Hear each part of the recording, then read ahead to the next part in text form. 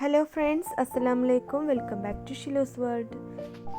ഇന്നത്തെ റെസിപ്പി നമ്മളെ വീട്ടിലുള്ള ചേരുവകൾ മാത്രം ഉപയോഗിച്ചുകൊണ്ട് അതേപോലെ ഒരുപാട് കാലം കേടുകൂടാതെ സൂക്ഷിക്കാൻ പറ്റിയ ഒരു 4 മണി പലഹാരമാണിത്. നല്ല സോഫ്റ്റാണ് കേട്ടോ കഴിക്കാൻ. ഉണ്ടാക്കാനും തന്നെ വളരെ സിമ്പിളാണ്. അപ്പോൾ ഇത് പെട്ടെന്നൊന്നും കേടാവില്ല കേട്ടോ. ഒരുപാട് കാലം കേടുകൂടാതെ നമുക്ക് നല്ല ബോട്ടിലിൽ അടച്ചു വെച്ച് സൂക്ഷിച്ചിട്ടെടുക്കാം. ഇതെങ്ങനെയാണ് തയ്യാറാക്കണമെന്ന് നമുക്ക് നോക്കാം. അപ്പോൾ ഇതേപോലെ ഒരു കപ്പിൽ 1.5 കപ്പോളം അരി എടുത്തിട്ടുണ്ട്. മട്ടരി ഉണ്ടെങ്കിൽ അതാണ് ഒന്നും കൂടെ ബെസ്റ്റ്. ഞാനിവിടെ എടുത്തിട്ടുള്ള അരി എന്ന് പറഞ്ഞാൽ റേഷൻ കടയിൽ നിന്നൊക്കെ കിട്ടിയ ഒരു വേവ് കുറഞ്ഞ അരിയാണ്. അപ്പോൾ ഈ അരി നമുക്കിതൊന്ന് വറുത്തിട്ടെടുക്കണം. അപ്പോൾ മീഡിയം ഫ്ലെയിമിൽ വെച്ചിട്ടാണ് നമ്മൾ അരി ഒന്ന് വറുത്തിട്ടെടുക്കേണ്ടത്. അപ്പോൾ ഇതിൽ പ്രത്യേകിച്ച് എണ്ണയും കാര്യങ്ങളൊന്നും ചേർത്ത് കൊടുക്കണ്ട. പാന് ചൂടായ ശേഷം അതിലേക്ക് ഇട്ട് കൊടുത്തിട്ട് ഒന്ന് വറുത്തിട്ട് എടുത്താൽ മതി. ഒരു 10-15 മിനിറ്റോളൊക്കെ ഒന്ന് വെയിറ്റ് ചെയ്യണം. നമ്മൾ ഹൈ ഫ്ലെയിമിലിട്ട് കണ്ട് വറുത്തിട്ട് എടുത്താൽ ഇത് പെട്ടെന്ന് അടിക്ക് പിടിച്ച് കരിഞ്ഞു പോവും. ഉദ്ദേശിച്ച പോലെ കറക്റ്റായി കിട്ടില്ല. അപ്പോൾ സാവധാനം ടൈം എടുത്തിട്ട് ഒരു ലോ ഫ്ലെയിമിലോ അല്ലെങ്കിൽ മീഡിയം ഫ്ലെയിമിലൊക്കെ വെച്ചിട്ട് ഒന്ന് വറുത്തിട്ടെടുക്കുക. പിന്നെ ഈ അരി ഞാൻ നേരത്തെ കഴുകി വെച്ചിരുന്നു. കഴുകി വെച്ചതിന് ശേഷം ഒന്ന് വെള്ളം വാരാൻ വേണ്ടി ഒരു 2-3 മിനിറ്റൊക്കെ ഒന്ന് വെള്ളം വാരാൻ വേണ്ടിയിട്ട് മാറ്റി വെച്ചിരുന്നു. എന്നതിന് ശേഷം മാത്രം ഇട്ട് കൊടുത്താൽ മതി പാനിലേക്ക്. ഈ അരി ഏകദേശം പൊട്ടി തുടങ്ങിയിട്ടുണ്ട്. അപ്പോൾ ഇനി നമ്മൾ ശ്രദ്ധിക്കേണ്ടത് കൈ വിടാതെ തന്നെ ഇത് ഇളക്കി കൊടുക്കണം, അല്ലെങ്കിൽ അടിക്ക് പിടിച്ചു പോവും. പിന്നെ അതേപോലെ മീഡിയം ഫ്ലെയിമിലിട്ട് ഇളക്കുക, അല്ലെങ്കിൽ ലോ ഫ്ലെയിമിലിട്ട് കണ്ട് ഇളക്കി കൊടുക്കുക. അപ്പോൾ ഇത് നന്നായിട്ട് മൂത്ത് വന്നിട്ടുണ്ട്. അതിൻ്റെ കറക്റ്റ് അളവായിട്ടുണ്ട്. ഇനി ഇത് നമുക്ക് ഫ്ലെയിം ഓഫ് ചെയ്ത് കൊടുക്കുക. എന്നിട്ട് ഇത് ഒരു ചൂടാറാൻ വേണ്ടിയിട്ട് ഒരു പാത്രത്തിലേക്ക് മാറ്റി കൊടുക്കണം. ചൂടാറിന് ശേഷമുള്ളൂ നമുക്കിത് പൊടിച്ചെടുക്കാൻ പറ്റുള്ളൂ. അതവിടെ മാറ്റി വെച്ചതിന് ശേഷം ഇനി കുറച്ച് കാഷ്യൂ നട്ട്സ് നമുക്ക് വറുത്ത് കൊടുക്കണം. അപ്പോൾ അതിൽ വറുത്തെടുക്കുമ്പോൾ എണ്ണ കാര്യങ്ങൾ നെയ്യോ ഒന്നും ചേർത്ത് കൊടുക്കേണ്ട ആവശ്യമില്ല. ഇതേപോലെ ഒരു പാൻ എടുത്തിട്ട് ഇതേപോലെ ഒന്ന് വറുത്ത് കൊടുക്കുക. ഏകദേശം ഈ കാഷ്യൂ നട്ട്സിന് ഒരു ചെറിയ കളർ ചേഞ്ചിങ് വരുമ്പോൾ ഫ്ലെയിം ഓഫ് ചെയ്താൽ മതി. ഒരു മീഡിയം ഫ്ലെയിമിലാണ് ഇതും വറുത്തെടുക്കേണ്ടത്. ഇപ്പോൾ കാഷ്യൂ നട്ട്സിൻ്റെ കളർ ചെറുതായിട്ട് കളർ ചേഞ്ചായി ഏകദേശം ചെറിയൊരു ബ്രൗണിഷ് കളർ വന്നിട്ടുണ്ട്. അപ്പോൾ ഈ ടൈമിലാണ് ഇനി ഇതിൻ്റെ ഫ്ലെയിം ഓഫ് ചെയ്ത് കൊടുക്കേണ്ടത്. ഇനി അടുത്തായിട്ട് ഇത് ചൂടാറാൻ വേണ്ടിയിട്ട് വെയിറ്റ് ചെയ്യണം. അപ്പോൾ ഇതൊക്കെ ചൂടാറിയാൽ മാത്രമേ നമ്മൾ മിക്സിയുടെ ജാറിലിട്ട് പൊടിച്ചാൽ നമുക്ക് നല്ല ഫൈനായിട്ട് കിട്ടുള്ളൂ. പിന്നെ അല്ലെങ്കിൽ മിക്സിയുടെ ജാറൊക്കെ ചൂടായി പോവും. അപ്പോൾ ഇത് ചൂടാറുന്ന വരെ വെയിറ്റ് ചെയ്യുക. അപ്പം നേരത്തെ നമ്മൾ മാറ്റി വെച്ച അരി നമുക്ക് ഇതേപോലെ മിക്സിയുടെ ചെറിയ ജാറിലിട്ടിട്ട് ഇതേപോലെ ഒന്ന് ഫൈനായിട്ട് പൊടിച്ചെടുത്തിട്ടുണ്ട്.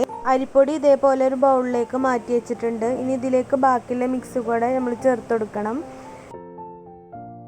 ഇത് ചൂടാറാൻ മാറ്റി വെച്ച അണ്ടിപ്പരിപ്പാണ്. അപ്പോൾ ഇതും ഇതേപോലെ ഫൈനായിട്ട് ഒന്ന് പൊടിച്ചിട്ടെടുക്കുക. ചെറുതായിട്ട് ഒന്ന് ക്രഷ് ചെയ്ത് കൊടുത്താൽ മതി.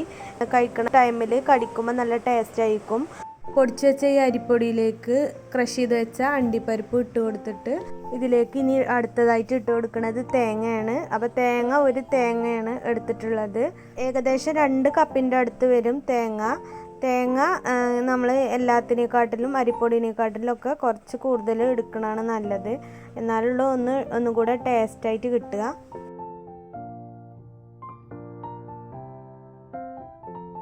ഇനി അടുത്തായിട്ട് ഇതിലേക്ക് വേണ്ടത് ശർക്കരയാണ്. അപ്പോൾ ശർക്കര ഇതേപോലെ ഒന്ന് ചീകി കൊടുത്തിട്ട് ഇതിലേക്ക് ഇട്ട് കൊടുക്കുക. ശർക്കരൻ്റെ അളവ് എന്ന് പറഞ്ഞാൽ മധുരത്തിന് ആവശ്യമായിട്ടാണ് ഇട്ട് കൊടുക്കേണ്ടത്. ഒരു കത്തി ഉപയോഗിച്ചിട്ട് വേണമെങ്കിലും ചുരണ്ടി കൊടുത്തിട്ടും വേണമെങ്കിൽ ഇതേപോലെ ഇട്ട് കൊടുക്കുക. എന്നിട്ട് ഇതെല്ലാം കൂടെ നന്നായിട്ട് മിക്സ് ചെയ്യുക. അപ്പോൾ എന്നിട്ട് ഇത് നന്നായിട്ട് മിക്സ് ചെയ്തിട്ട് എടുക്കുകയാണ്. അപ്പോൾ അങ്ങനെ മിക്സ് ചെയ്യുമ്പോൾ തന്നെ നന്നായിട്ട് ഇതേപോലെ നല്ല സോഫ്റ്റായിട്ട് വരും. അരിപ്പൊടിയൊക്കെ നന്നായി ഫൈനായിട്ട് പൊടിഞ്ഞ് കിട്ടണം. എന്നാലുള്ള നമ്മൾ ഉദ്ദേശിച്ചത്ര ടേസ്റ്റ് ഉണ്ടാവുള്ളൂ. ഇത് മിക്സ് ചെയ്യുമ്പോഴൊക്കെ നന്നായിട്ട് കിട്ടുള്ളൂ. തേങ്ങ ഈ ടൈമിൽ കുറവാണെന്ന് തോന്നുകയാണെങ്കിൽ ഈ ടൈമിൽ കുറച്ചുകൂടെ തേങ്ങ ഇട്ടുകൊടുക്കുക. പിന്നെ അതേപോലെ മധുരം കുറച്ച് കുറവാണ് തോന്നുകയാണെങ്കിൽ ശർക്കരയും അതിനനുസരിച്ച് ഇട്ട് കൊടുത്താൽ മതി. ശർക്കരൻ്റെ അളവ് നമ്മൾ നേരത്തെ പറഞ്ഞിരുന്നു, നമ്മൾ മധുരത്തിന് ആവശ്യമായിട്ട് അങ്ങനെ ഇട്ട് കൊടുത്താൽ മതി. ഇനി ഇത് 2 മിനിറ്റ് നന്നായിട്ടൊന്ന് മിക്സ് ചെയ്തിട്ടെടുക്കുക. അപ്പോൾ ഇതിൻ്റെ പാകമൊക്കെ കറക്റ്റ് ആയാൽ ഇത് 2-3 മിനിറ്റ് നന്നായിട്ട് മിക്സ് ചെയ്തിട്ടെടുക്കുക. മിക്സ് ചെയ്യാൻ ബുദ്ധിമുട്ടാണെങ്കിൽ ഇതേപോലെ മിക്സിയുടെ ജാറിൽ എല്ലാം പൊടിച്ചതിന് ശേഷം ഇതേപോലെ ഒറ്റ ട്രിപ്പിലൊന്ന് ബ്ലെൻഡ് ചെയ്തെടുത്താൽ മതി. നല്ല ടേസ്റ്റി ആയിട്ടുള്ള അണ്ടിപ്പുട്ട് ഇവിടെ റെഡിയായി, അല്ലെങ്കിൽ അരിയുണ്ടെന്ന് പറയും.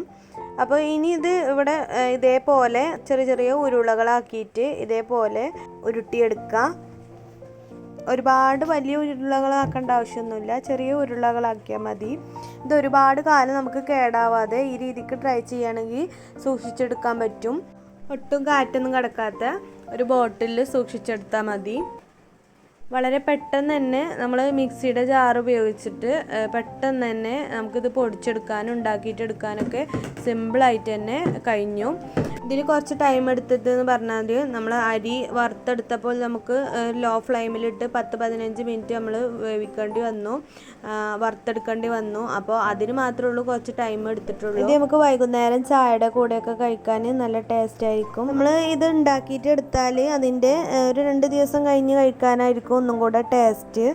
ഈ ടേസ്റ്റി ആയിട്ടുള്ള അരിയുണ്ടയുടെ റെസിപ്പി എല്ലാവർക്കും ഇഷ്ടമായി എന്ന് കരുതുന്നു. ഇഷ്ടമായാൽ എല്ലാവരും വീഡിയോ ഒന്ന് ലൈക്ക് ചെയ്യുക. അതേപോലെ സബ്സ്ക്രൈബ് ചെയ്യാത്ത കൂട്ടുകാരാണെങ്കിൽ ഒന്ന് സബ്സ്ക്രൈബ് ചെയ്യുക. സബ്സ്ക്രൈബ് ചെയ്തതിന് ശേഷം അതിൻ്റെ അടുത്തുള്ള ബെല്ലൈക്കൺ കൂടെ ഒന്ന് ക്ലിക്ക് ചെയ്യുക. എന്നാലുള്ളൂ ഞാനിടുന്ന എല്ലാ വീഡിയോസും നിങ്ങൾക്ക് നോട്ടിഫിക്കേഷനായിട്ട് ലഭിക്കുള്ളൂ. എന്നാൽ ശരി, ഇനി അടുത്ത ഒരു അടിപൊളി റെസിപ്പി ആയിട്ട് വരുന്നവരെ അസ്സലാമു അലൈക്കും.